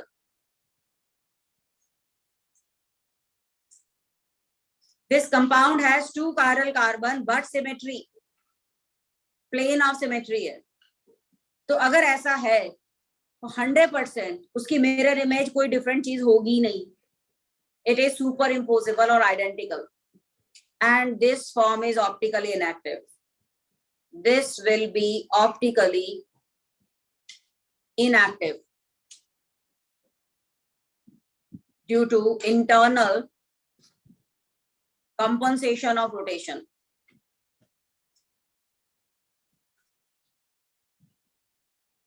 Due to internal compensation of rotation, मतलब इस कंपाउंड का एक हाफ उसको राइट हैंड साइड पे रोटेट कर रहा है तो दूसरा हाफ उसको लेफ्ट हैंड साइड पे रोटेट करेगा। विद इन द कंपाउंड ही एक ऐसा प्लेन बन गया जिस प्लेन के अराउंड एक हाफ ने लाइट को अगर राइट हैंड साइड पे रोटेट किया तो दूसरे हाफ ने उसको लेफ्ट हैंड साइड पे रोटेट कर दिया। इंटरनल लिखा मैंने इसे, जबकि अभी ऑप्टिक दूसरे वाले केस में रेसिमिक मिक्सचर में मैंने क्या नाम लिखा था? एक्सटर्नल कंपनसेशन ऑफ रोटेशन, क्योंकि वहां 2 अलग अलग कंपाउंड थे, एक ने उसको राइट हैंड साइड पे रोटेट किया था तो दूसरे कंपाउंड ने उसको लेफ्ट हैंड साइड पे रोटेट किया था। लेकिन यहाँ एक ही कंपाउंड है, उसका एक हाफ राइट हैंड साइड पे रोटेट करता है तो दूसरा हाफ उसको लेफ्ट हैंड साइड पे रोटेट करता है, इसीलिए ओवरऑल रोटेशन होता ही नहीं है और वो कंपाउंड क्या हो जाता है? Optically inactive. This type of isomer is known as meso isomer. This is called meso isomer. तो meso form optically inactive form को कहते हैं, जिसमें कायरल कार्बन तो हूं बट कायरलिटी ना हो। समझ में आ रही है स्टेटमेंट? कंपाउंड है chiral carbon but no chirality, इसकी कोई डेक्स्ट्रोलीवो फॉर्म नहीं होगी तो मीजो को कहेंगे chiral centre but no chirality. Chirality पूरे मॉलिक्यूल की प्रॉपर्टी होती है. Chiral सेंटर एक स्पेसिफिक सेंटर को कहते हैं. तो the whole property of this compound is no chirality. सना अभी बताया ना, chirality existence of dextro and levo form. Existence of dextro and levo form is called chirality. मतलब इसकी कोई डेक्स्ट्रो लीवो फॉर्म एग्जिस्ट नहीं करेगी, मतलब इसमें chirality नहीं होगी. बड़ा अजीब लग रहा है ना सुन के, अभी पता चलेगा देखो. और ऐसा होने के लिए लिसन, दोनों जो सेंटर हैं कायरल सेंटर आइडेंटिकल होने चाहिए ना, उनके साथ जो ग्रुप्स लगे हुए हैं वो सेम होने चाहिए. तो ऐसा अगर किसी कंपाउंड में तुम्हें नजर आ रहा है कि एक ऊपर वाले कायरल के साथ भी चारों ग्रुप सेम है, नीचे वाले के साथ भी चारों ग्रुप सेम है, तो 100% उसमें मीजोफॉर्म कोई ना कोई होगी. ये समझ में आया? इधर अब मैं टार्टरिक एसिड की बाकी की फॉर्म दिखाती हूँ तुम्हें. ये लिख लिया, इसके मॉडल अभी दिखाती हूँ, एक सेकंड रुक जाए. ये स्लाइड होगी. ये सबसे इंटरेस्टिंग पार्ट है ऑप्टिकल आइसोमेरिज्म का. अगर ये वाली स्ट्रक्चर होती, इसमें तो प्लेन नहीं है, तो इसमें इसकी दोनों ही मिरर इमेज वाली फॉर्म अलग अलग होती. ये डेक्स्ट्रो टार्टरिक एसिड है, ये लीवो टार्टरिक एसिड है, और अगर ये ऐसे बनाया हुआ है या फिर ऐसे बनाया हुआ है, एक ही बात है. तो ये फॉर्म क्या है? मीजो. तो टार्टरिक एसिड के टोटल ऑप्टिकल आइसोमर कितने हुए? 3. Total optical isomer 3. मीजो की तो दोनों फॉर्म सेम है ना, तो इसीलिए टार्टरिक के आगे लिखा होता है D tartaric acid, L tartaric acid या M meso tartaric acid. Tartaric acid में मीजो पॉसिबल हो सकती थी, क्यों? क्योंकि उसके दोनों कायरल कार्बन पर सेम टाइप के ग्रुप्स लगे हुए हैं, बट उनका अरेंजमेंट अगर ऐसा होता, फर्स्ट वाले में there is no symmetry, second वाले में सिमेट्री है. फर्स्ट वाले के लिए मीजो पॉसिबल है, इसके फर्स्ट वाले के लिए डेक्स्ट्रोलीगो पॉसिबल है, सेकेंड अरेंजमेंट में मीजो है.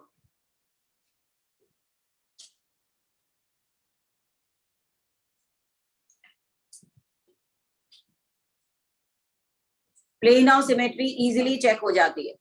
Yes, all exist. Tartaric acid 3 तरह के होते हैं, dextro tartaric acid, laevo tartaric acid, meso tartaric acid, और इनकी डिफरेंस आता है ऑप्टिकल एक्टिविटी में. अगर डेक्स्ट्रो वाला है तो उसको राइट हैंड साइड रोटेट करेगा, लिगो उसको लेफ्ट हैंड साइड रोटेट करेगा, मीजो वाला लेंगे तो रोटेट ही नहीं करेगा. सो तीनों के स्ट्रक्चरल फॉर्मूला सेम है, तीनों का आईयूपीएसी नेम सेम है, but still they are different because of different 3D arrangement. तो ये आपस में एक दूसरे के स्टीरियो आइसोमर हुए या ऑप्टिकल आइसोमर हुए, एक ही बात.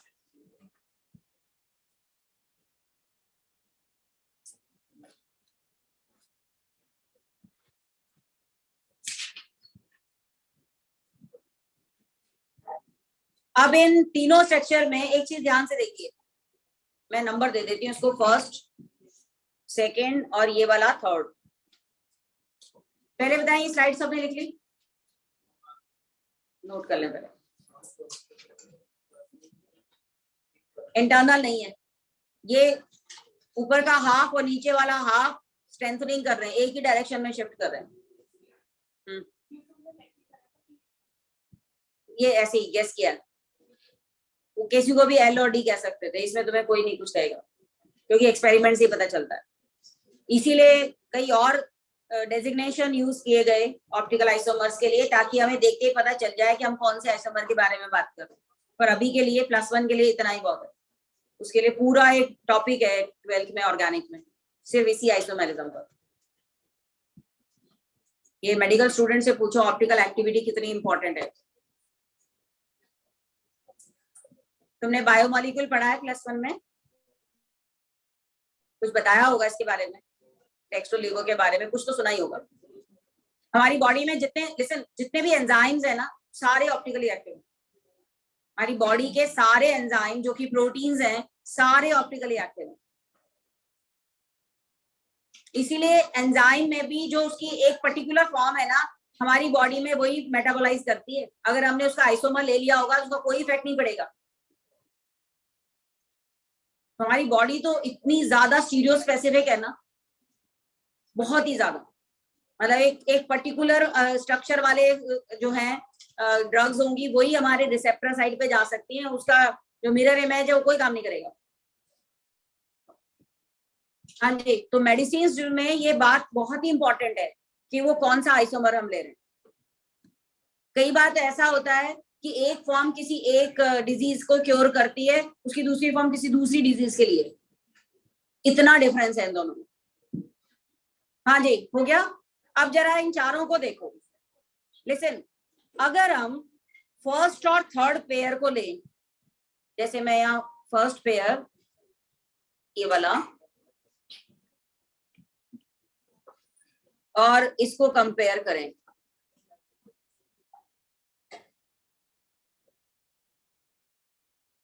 क्या ये पेयर मिरर इमेज है?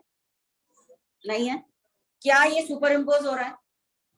नो, मिरर इमेज भी नहीं है, सुपर इम्पोज भी नहीं हो सकता, बिल्कुल ही डिफरेंट है। तो ये जो पेयर होंगे, इस पेयर की ऑप्टिकल रोटेशन सेम नहीं होगी। मतलब एक अगर उसको राइट हैंड साइड पर 30 डिग्री से रोटेट करता है, तो दूसरा में भी राइट हैंड साइड पर 10 डिग्री से रोटेट करे, या लेफ्ट हैंड साइड पर 10 डिग्री या 5 डिग्री से रोटेट करे। तो ये फर्स्ट एंड थर्ड वाला जो पेयर है, या फिर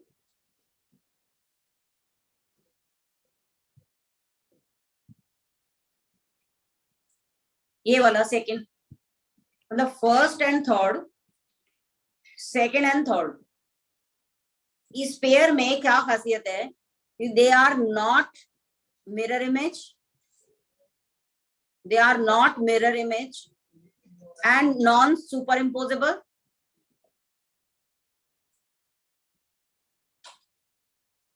They are not mirror image and are not superimposable, और इनको कहते हैं, they are called diastereomers.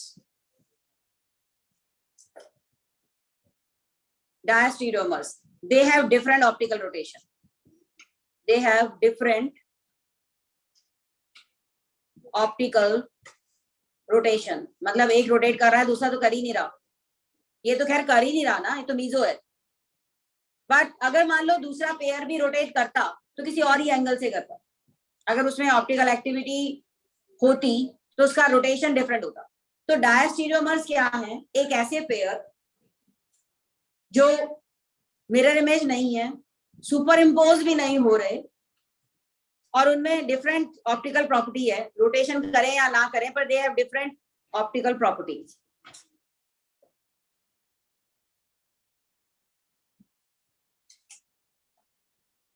इसको भी छोड़ दें क्योंकि इसमें कुछ केस आता है। पहला वाला केस देखें, diastereomers, they are not mirror image, they are non superimposable, इनको डायस्टीरियोमर कहते हैं। इवन सिस और ट्रांस को भी डायस्टीरियोमर कहते हैं, क्योंकि वो भी ना तो मिरर इमेज है, ना ही सुपर इम्पोज हो रहे हैं। तो स्टीरियो आइसोमेरिज्म में एक टर्म सबके लिए यूज की जा सकती है। अगर कोई ऐसा पेयर हो जो मिरर इमेज भी ना हो और सुपर इम्पोज भी ना हो रहा हो, तो उसे उस पेयर को डायस्टीरियोमर्स कहते हैं। ऑप्टिकल रोटेशन तो छोड़ दें, हो सकता है रोटेशन करें, हो सकता है ना करें। समझ में आ गया?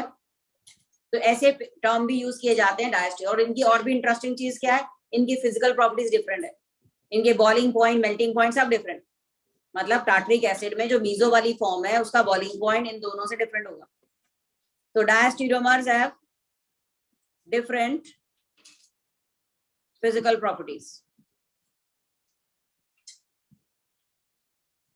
Like boiling point, melting point, ये सब डिफरेंट है। इसका मतलब डायस्टीरियोमर को सेपरेट करना इजी है क्योंकि उनकी फिजिकल प्रॉपर्टीज में ही डिफरेंस है। बट एनेंशियोमर, कौन से हैं इसमें एनेंशियोमर? 1 and 2, ये एनेंशियोमर्स हैं। इनको सेपरेट करना बहुत मुश्किल है क्योंकि इनकी तो फिजिकल प्रॉपर्टीज भी सेम है। एक एग्जाम्पल और लिखवाती हूँ मैं, उसके बाद मॉडल दिखाऊंगी।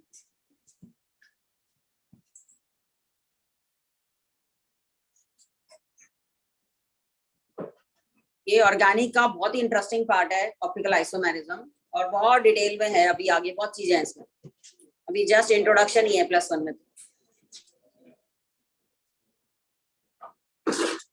और कंपटीशन में फेवरेट है एग्जामिनर का।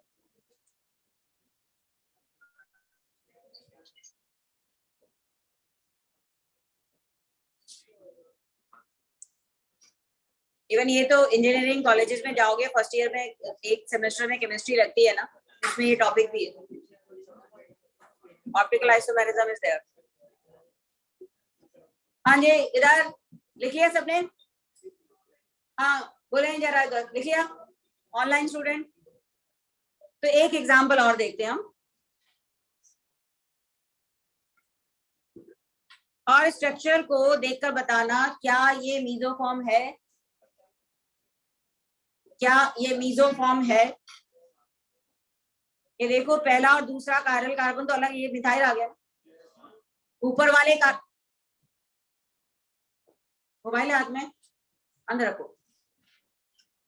ऊपर वाले हाफ में एसिड है, नीचे वाले हाफ में मिथाइल है। No meso isomer is possible. और कितने कायरल कार्बन है? 2 chiral carbon, 2 chiral but no symmetry.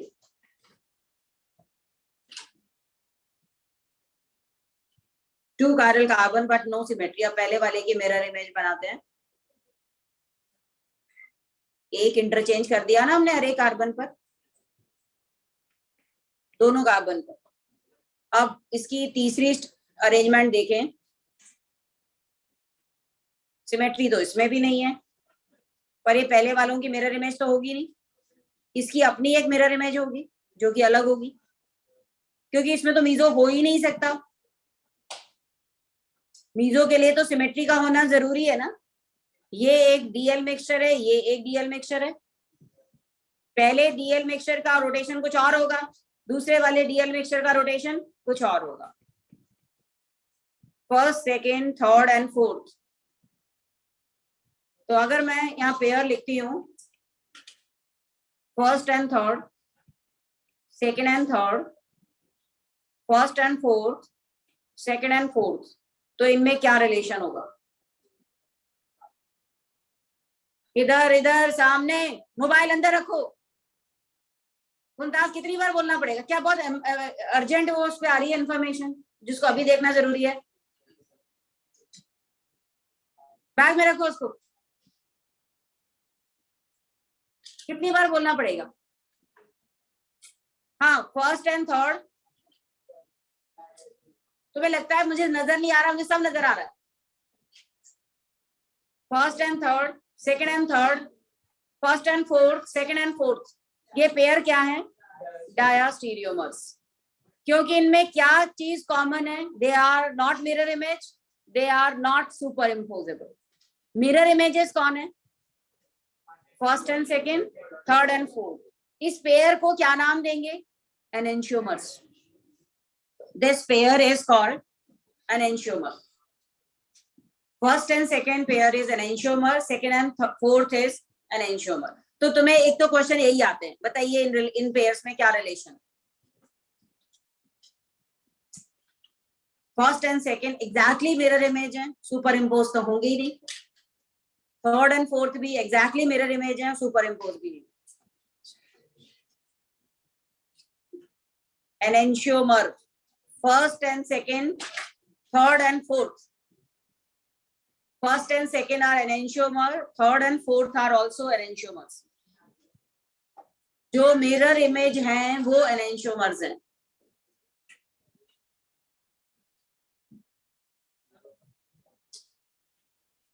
Diastereomers अगर ऑप्टिकली एक्टिव भी हैं तो उनके रोटेशन कभी भी एक जैसे नहीं होंगे।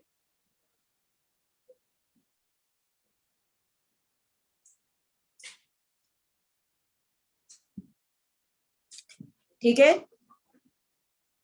अब इसका मॉडल दिखाती हूँ मैं। हाँ, एक चीज और, इसका मतलब इसमें कायरल कार्बन 2 थे, अब इसके ऑप्टिकल आइसोमर 2n हुए ना. What is n? n क्या हुए? Number of carbon. अगर कायरल कार्बन है, सिमेट्री नहीं है, नो सिमेट्री, लिसन इधर, if there is no symmetry then total isomers, optical isomers will be 2n.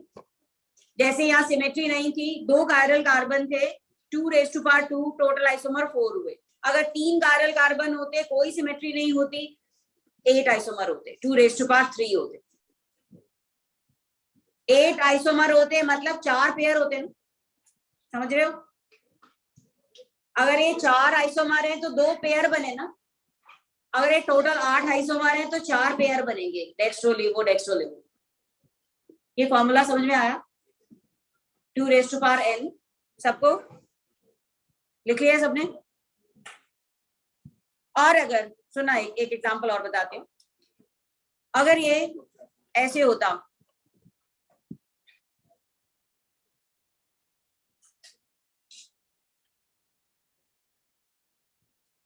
हाँ जी, तो जरा देखें इसको ध्यान से. कौन कौन से स्टीरियो आइसोमेरिज्म इसमें होंगे? ये कार्बन कायरल है, चारों ग्रुप डिफरेंट है, और ये डबल बॉन्ड ज्योमेट्रिकल के लायक है, क्योंकि ज्योमेट्रिकल में इस कार्बन के साथ एक ग्रुप ये है, एक दूसरा ग्रुप है, दूसरी तरफ भी दोनों ग्रुप डिफरेंट है. तो इसके अराउंड सिस ट्रांस हो सकता है और इसके अराउंड डेक्स्ट्रोलिवो हो सकता है. यहाँ भी टोटल आइसोमर कितने बनेंगे? 4. और यहाँ जो 2n का फॉर्मूला है उसमें n क्या है? Stereo centre. स्टीरियो सेंटर मतलब जहां ज्योमेट्रिकल आइसोमेरिज्म हो वो सेंटर, जहां ऑप्टिकल आइसोमेरिज्म हो ऐसे सेंटर कितने? 2n आइसोमर, और ये ज्योमेट्रिकल एनेंशियोमेरिज्म हुआ. अगर दोनों ही आइसोमेरिज्म एग्जिस्ट कर रहे हैं तो ज्योमेट्रिकल एनेंशियोमेरिज्म. ऐसा भी हो सकता है कि कंपाउंड में डबल बॉन्ड भी हो, कंपाउंड में कायरल सेंटर भी हो. तो कायरल सेंटर के अराउंड डेक्स्ट्रो लिवो, डबल बॉन्ड के अराउंड सिस ट्रांस. तो तुम क्या कहोगे? सिस डेक्स्ट्रो, सिस लिवो, ट्रांस डेक्स्ट्रो, ट्रांस लिवो. यही बनेंगे ना 4 आइसोमर. पहले वाले का सिस हो, दूसरे वाले का डेक्स्ट्रो हो, पहले वाले का सिस हो, दूसरे वाले का लिवो हो. तो टोटल नंबर ऑफ आइसोमर क्या हुए? 4. तो अगर किसी कंपाउंड में n number of stereo centre में 2 सेंटर आ गए ना, एक जो ज्योमेट्रिकल आइसोमर्स के लिए एलिजिबल हो, दूसरा जिसमें कायरल सेंटर. तो ये थर्ड केस समझ में आया, ज्योमेट्रिकल एनेंशियोमेरिज्म. क्लियर है? सिमेट्री तो कंपाउंड में है ही नहीं. सिमेट्री का मतलब एक हाफ और दूसरे हाफ में अरेंजमेंट सेम नहीं है, फर्स्ट एंड और लास्ट एंड बिल्कुल डिफरेंट है. तो इसका मतलब उसमें कोई सिमेट्री नहीं. तो लिसन, अभी मैंने तुम्हें जो मीजो और ये सब फॉर्म बताई हैं उसको सुने ध्यान से. प्लीज जरा आप चुप हो जाएं. इधर सामने देखें, इधर. ये जो तुम्हारे सामने स्ट्रक्चर है, पहले वाले के साथ तीनों ग्रुप डिफरेंट है ना, और चौथा ग्रुप तो ये डिफरेंट है ही. रेड, ग्रीन एंड व्हाइट ऊपर, और ये सारा ग्रुप नीचे है ना. ये वाला भी देखो, रेड, ग्रीन एंड व्हाइट, और नीचे वाला ग्रुप डिफरेंट. तो 2 पैरेलल सेंटर हो गए. अब अगर हम इसका स्ट्रक्चर देखें, इसमें सिमेट्री नजर आ रही है? दोनों इक्वल हाफ में डिवाइड हो रहा है.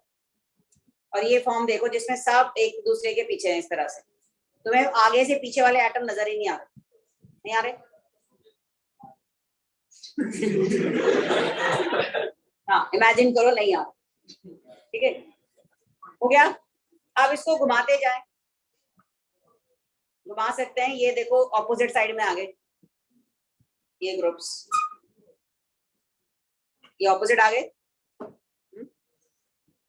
अभी जो मैंने स्ट्रक्चर बनाई थी उसमें हम कौन सी सिमेट्री कह सकते थे? Plane of symmetry. यहां से प्लेन ड्रॉ करें तो 2 इक्वल हाफ में डिवाइड हो जाएंगे. ठीक है, मुमताज सामने देखो इधर. अब ये एटम ऊपर है ना, ये नीचे है, नजर आ रहा है? मैक्सिमम डिस्टेंस पर हैं रेड वाले, और ग्रीन वाले भी मैक्सिमम डिस्टेंस पर हैं, और व्हाइट वाले भी. मतलब सारे ही एटम मैक्सिमम डिस्टेंस पर हैं सेंटर से.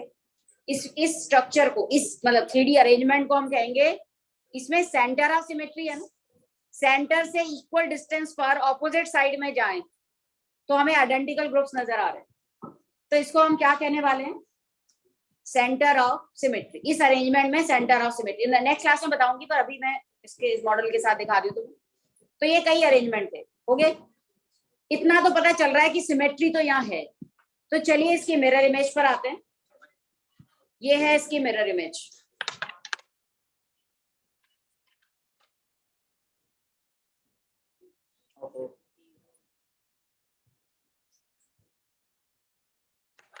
इसमें से पकड़ना पड़ेगा। ये देखो, ये मिरर इमेज है।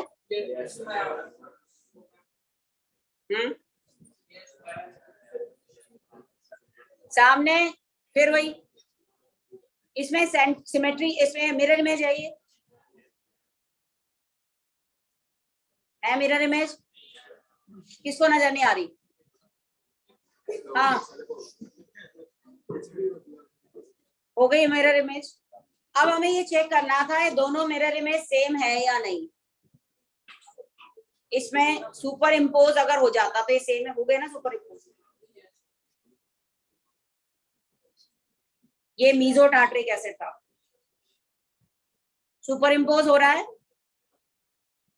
मॉडल में तो तुम्हें पता चल रहा है, पेपर पे मैंने अभी दिखाया कैसे चेक करते हैं। इसका मतलब ये दोनों अलग अलग चीजें है ही नहीं। जरा इधर, दोनों डिफरेंट है ही नहीं, सेम ही है दोनों। तो ये फॉर्म क्या बन गई, मीजो। इसमें सिमेट्री थी, इसीलिए इसमें ऑप्टिकल एक्टिविटी नहीं है। तो जिन कंपाउंड में सिमेट्री है 100% उसमें ऑप्टिकल एक्टिविटी तो होगी नहीं। जिनमें डिसिमेट्री है वहां ऑप्टिकल एक्टिविटी हो सकती है, पर वो अम्ब्रेला इन्वर्जन एक एक्सेप्शनल केस हुआ। अब मैं इसी तरह का दूसरा स्ट्रक्चर बताती हूँ। ये देखो, इधर यहाँ भी वही व्हाइट, रेड और ग्रीन लगे हुए हैं, ऊपर भी नीचे भी। लेकिन अगर हम ये स्ट्रक्चर बनाए, क्या इसमें सिमेट्री है? ग्रीन के पीछे क्या आ रहा है? कहीं से भी सिमेट्री नहीं है। इवन सेंटर ऑफ सिमेट्री भी नहीं है, क्योंकि रेड वाले तो ऑपोजिट हो गए, लेकिन ये व्हाइट वाले तो सेम ही आ गए। ये दूर नहीं है, मैक्सिमम डिस्टेंस पर नहीं है। ये देखो, ये सेम हो गए। तो इसका मतलब इसमें सिमेट्री नहीं है। चलिए, अगर सिमेट्री नहीं है तो इसकी मिरर इमेज बिल्कुल डिफरेंट कंपाउंड होने वाला है। तो ये डिफरेंट कंपाउंड, एक मिनट,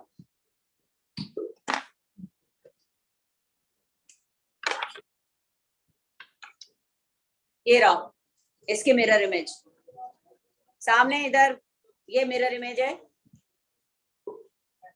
ठीक है। अब ये सुपर इम्पोज नहीं होगी, किसी भी तरीके से नहीं होगी, हो ही नहीं सकती है। जब कंपाउंड में सिमेट्री नहीं थी, है ना, तो उसकी मिरर इमेज सुपर इम्पोज नहीं होगी, कहीं से भी नहीं होगी। किसी भी तरीके से घुमा दें इसको, रेड के ऊपर ग्रीन ही आ रहा है, नीचे भी ऐसा है। एक मिनट,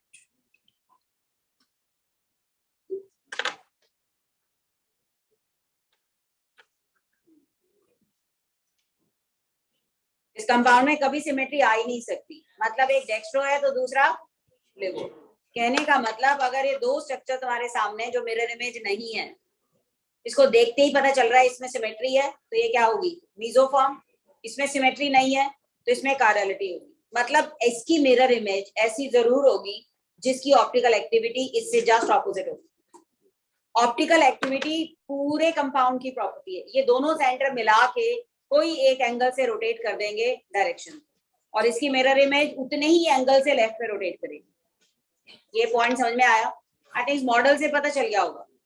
तो अभी जो हमने आज एग्जांपल्स किए ऑप्टिकल आइसोमर्स के, वो हमने किए ओपन चेन कंपाउंड में, ठीक है। अगर ये साइक्लिक कंपाउंड होता और साइक्लिक कंपाउंड में तुम्हें कायरल सेंटर चेक करना होता, तो वो कैसे चेक करते हैं, देखिए जरा, मैं जरा एक स्ट्रक्चर बताती हूँ। रिंग थी हमारे पास, ये रहा, इधर देखो, ये साइक्लोप्रोपेन है। इसके साथ कौन से चार ग्रुप लगे हुए? एक रेड है, एक व्हाइट है, और ये नीचे वाला CH2 है, और इधर वाला बिल्कुल अलग है। इसका मतलब ये कार्बन क्या है, कायरल सेंटर हुआ ना। हाँ जी, इधर एक रिंग है, ये भी कार्बन टेट्राहेड्रल है क्योंकि सिंगल बॉन्ड है सारे। इसके साथ चारों ग्रुप डिफरेंट है, जरा इधर आ जाओ, इसके साथ भी चारों ग्रुप डिफरेंट है ना, नजर आ रहे हैं। इसका मतलब इस कंपाउंड में 2 कायरल कार्बन, ठीक है। अब क्या इसमें सिमेट्री है, और दोनों कायरल कार्बन एक जैसे हैं, एक जैसे ही है ना। वैसे देखने में क्या है, ट्रांस है, पर इसको 2 इक्वल आप में डिवाइड नहीं कर सकते क्योंकि इसके ऊपर रेड आ रहा है तो इधर क्या आ रहा है, व्हाइट। ये ट्रांस है, इधर इधर इसको जरा प्लीज ध्यान से देखें। ये कंपाउंड ट्रांस है, 2 कायरल सेंटर है, आइडेंटिकल कायरल सेंटर है, पर सिमेट्री नहीं है। इसका मतलब इसकी जो मिरर इमेज है वो इसके ऊपर सुपर इम्पोज नहीं है। मतलब इसमें कौन सी प्रॉपर्टी है, chirality, this will have chirality, ठीक है। अब जरा इसका सिस आइसोमर देखते हैं। सिस आइसोमर मतलब ये व्हाइट वाले को ऊपर और इसको नीचे। कायरल कार्बन तो यहाँ भी 2 है नहीं, बट इसमें सिमेट्री नहीं आ गई, यहाँ से 2 इक्वल आप में डिवाइड हो रहा है। इसका मतलब ये कौन सी फॉर्म हो गई, मीजो। कायरल कार्बन है बट कायरलिटी नहीं है, इसकी मिरर इमेज इस पे सुपर इम्पोज हो जाएगी। इसका मतलब साइक्लिक कंपाउंड में भी ऑप्टिकल आइसोमेरिज्म हो सकता है, लेकिन यहाँ तुमने देखा ट्रांस फॉर्म जो थी वो ऑप्टिकली एक्टिव थी, और ये जो फॉर्म है सिस फॉर्म, ये क्या हो गई, optically inactive, and this will be the meso form. ये क्लियर हुआ। तो अब जरा लिखिए optical activity in cyclic compound, थोड़ा सा कर लेते हैं। Optical isomerism in cyclic compounds. सबसे पहला एग्जांपल हम कर रहे हैं 1,2-डाइमिथाइल साइक्लोप्रोपेन, जो मैंने अभी तुम्हें बताया 1,2-डाइमिथाइल साइक्लोप्रोपेन।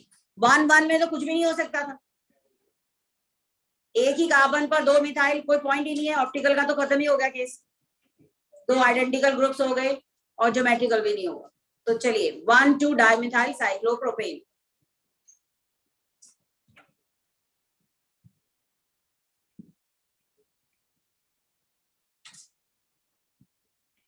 ये था 1,2-डाइमिथाइल, कौन सा वाला, सिस या ट्रांस, सिस। और सिस आइसोमर में मैंने अभी अभी बताया क्या चीज थी इसमें, symmetry. It has symmetry. It has 2 chiral center.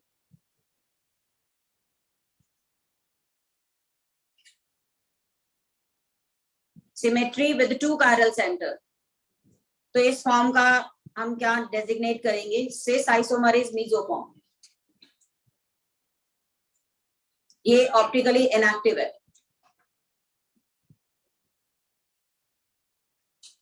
This one is optically inactive. Clearly देख के भी तुम्हें पता चल रहा है, इवन स्ट्रक्चर जो पेपर पे लिखी हुई स्ट्रक्चर उसमें भी पता चल रहा है।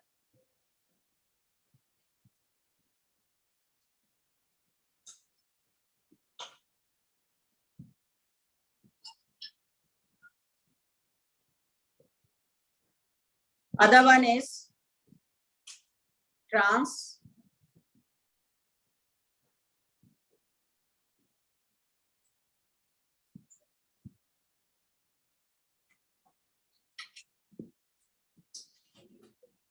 ये ट्रांस डेक्स्ट्रो और ये ट्रांस लेवो, मतलब इसमें ऑप्टिकल एक्टिविटी है, ऑप्टिकली एक्टिव। तो अगर तुम्हें पूछा जाए पेपर में कि 1,2-डाइमिथाइल साइक्लोप्रोपेन कितने होंगे, तो क्या आंसर होगा, हाउ मेनी डाइमिथाइल साइक्लो 1,2-डाइमिथाइल, स्पेशली लिख दिया हमने 1,2-डाइमिथाइल साइक्लोप्रोपेन, तो हमारा आंसर होगा 3। Cis, meso, trans dextro and trans laevo. 1,2 dimethyl cyclopropane ही 3 हो गए, क्योंकि इसमें 2 कायरल कार्बन थे, तो उसमें कोई एक फॉर्म ऐसी हो सकती है जो मीजो होगी, बाकी की डेक्स्ट्रोलिगो भी है।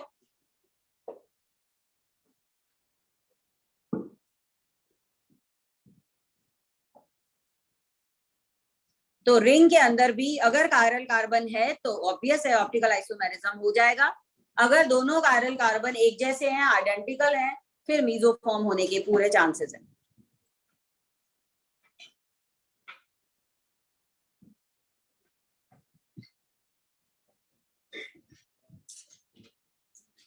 ये वेज और डैश से थोड़ी क्लैरिटी और ज्यादा हो जाती है, स्ट्रक्चर को देख के पता चल जाता है हमें। इसकी और भी कई प्रेजेंटेशन है, पर अभी मैंने तुम्हें वेज डैश वाली बताई।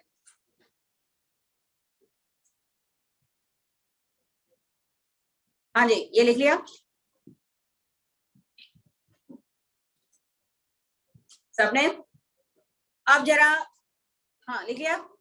अब जरा मुझे बताएं, how many dimethyl cyclopropane will exist, अगर 1 2 ना लिखा होता, अगर सिर्फ ये लिखा होता how many dimethyl cyclopropane exist,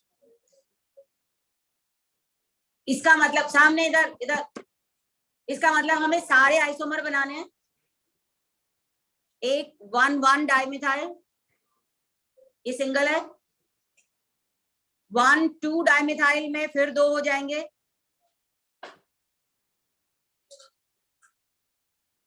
और ट्रांस वाले में फिर से एक और हो जाएगा,